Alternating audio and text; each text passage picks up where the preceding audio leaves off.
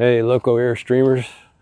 There is a second part to my suspension replacement here on my tow vehicle from my 1970 Safari.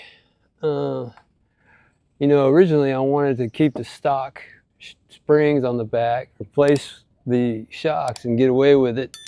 But what I ended up with is extremely sprung springs on the back that changed the rake of the vehicle so it's lower in the back and higher in the front. And that looks so stupid and it's so wrong in every way. So 2895 ARB springs going in the back. The 2895 should give about 2 inches over the stock height. I'm about 2 inches under the stock height right now. Maybe more. We're gonna see. I'm estimating this will give me more than 2 inches, and we're gonna see what happens. But I got a good lift in the front and more than I expected.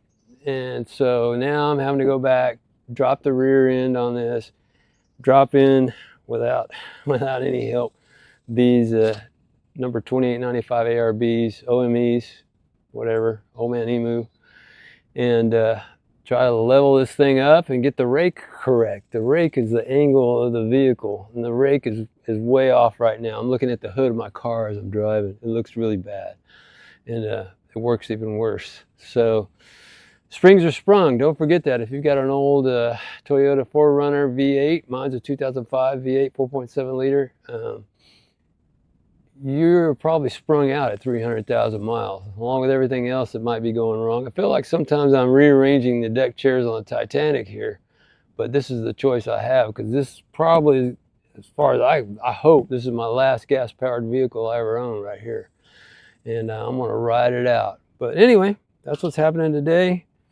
Thought you should know that you're not gonna get away with just the fronts. If you're doing this, you're gonna have to do the backs too. That's just the way it goes. Thanks for watching, guys. Like and subscribe. The local Airstreamer, that's you.